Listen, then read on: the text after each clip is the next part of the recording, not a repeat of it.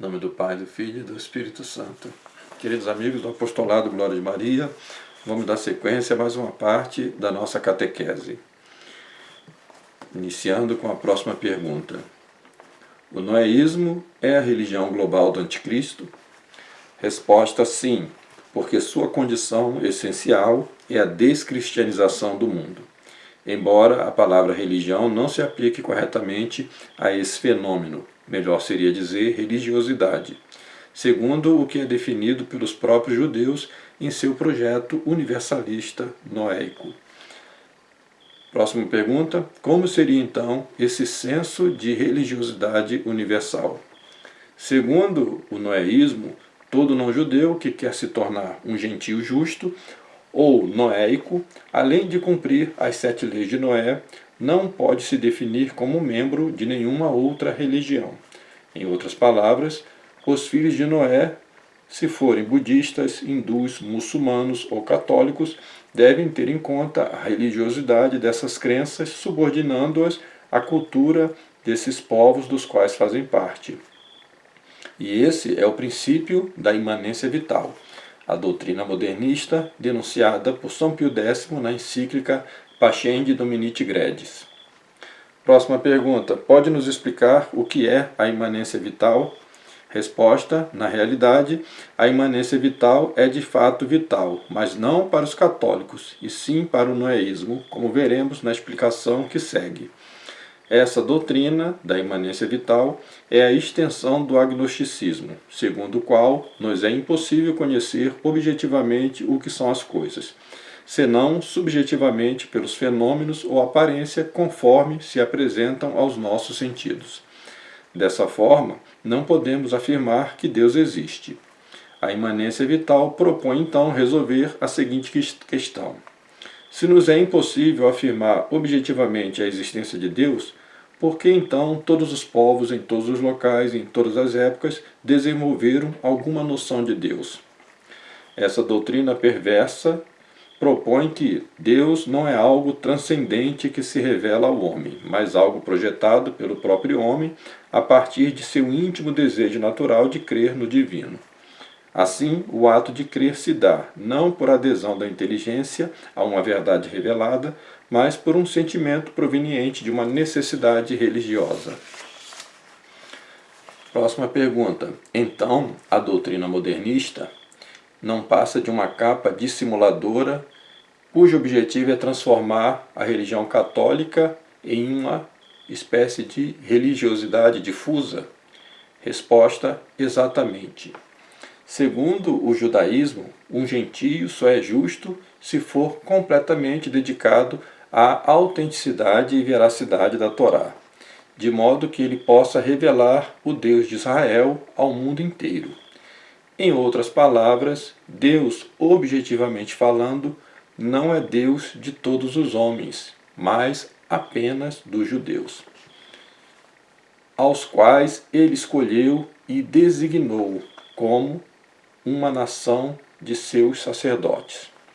Um não-judeu não pode servir ao Deus dos judeus, senão servir antes aos judeus. E isto se dará através das 7 leis de Noé. Próxima pergunta: como se pode compreender essas 7 leis de Noé? Resposta: os noeístas tornaram-se essencialmente tais ao passarem do agnosticismo para o imanentismo, ainda que não saibam que o fizeram.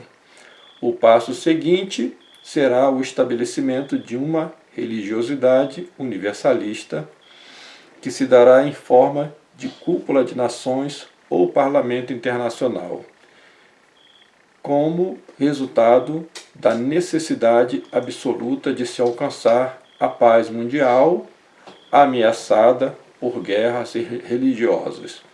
Deste processo ocorrerá uma unidade através da pluralidade cultural que formará então uma espécie de sentimento religioso universalista sinárquico. Concluída essa etapa, a orientação será seguir as 7 leis de Noé. E para isso se tornará absolutamente necessário se tornar um filho de Noé. quer dizer, buscar um aprofundamento no conhecimento dessas leis que se apresentam de forma muito superficial. Esse estudo aprofundado das leis de Noé deverá ser feito por centros apropriados para tal, centros de estudos de filho de Noé que já existem por todo o mundo. Nesses centros de estudos se aprenderá a aplicação prática dessas leis. Portanto, todo noéista deverá se submeter a um mentor judeu, uma autoridade em halachá, ou seja, de leis. Próxima pergunta. Isso se tornará obrigatório no futuro? Resposta: absolutamente obrigatório. Mas será necessário que não se perceba isso como uma obrigação, mas como uma adesão voluntária. Próxima pergunta. Por que não se pode perceber essa imposição como tal? Resposta: segundo eles, o propósito de toda a humanidade é Tikkun Olam, ou seja, a retificação do mundo, que ocorrerá quando os fragmentos ou faíscas da luz divina, presos dentro do mundo material, forem libertados. É necessário, portanto, que a humanidade aceite e queira se pôr sob a autoridade judaica. Pergunta: mas de que forma os não-judeus aceitarão e quererão tudo isso? Resposta: porque serão iludidos a crer que, através dos estudos das leis de Noé, o não-judeu conseguirá uma ligação com a árvore da vida que é a Torá. O estudo da Torá é exclusivo para os judeus. Mas um filho de Noé poderá estudar algo da Torá sob a orientação de um mestre rabino. E dessa forma, segundo eles, atingirá um maior crescimento espiritual, que é o limite o qual um filho de Noé pode alcançar. Isto equivale a ser um sacerdote do primeiro templo de Israel. É preciso que tiremos duas conclusões disto. Primeira, o Talmud é evolutivo em suas doutrinas cabalistas. Logo, o sacerdote do primeiro templo está infinitamente abaixo de qualquer judeu dos tempos atuais, mesmo de uma criança.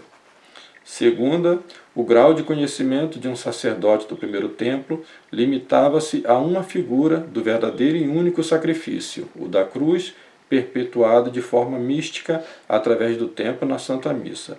Portanto, a promessa de elevar um noéista ao nível de um sacerdote do primeiro templo é o meio pelo qual o mundo será descristianizado, e por isso o noéismo será de fato a religião do anticristo.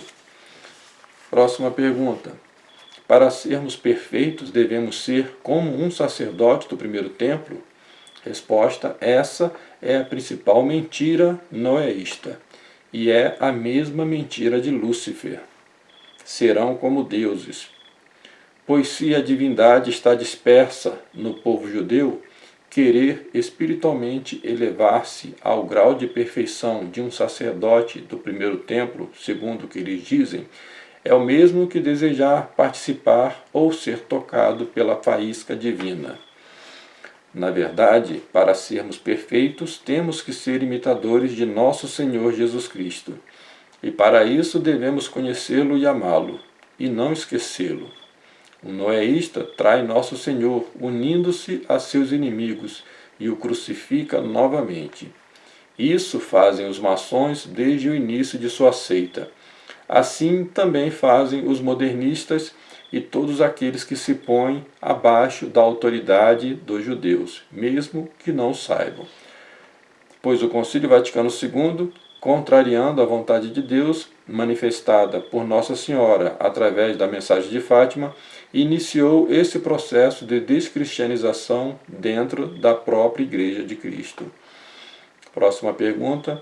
Algum prelado da Igreja denunciou esse projeto de descristianização do mundo? Resposta: D. Marcel Lefebvre. Disse-o abertamente ao cardeal Ratzinger. Cito: não podemos estar em acordo.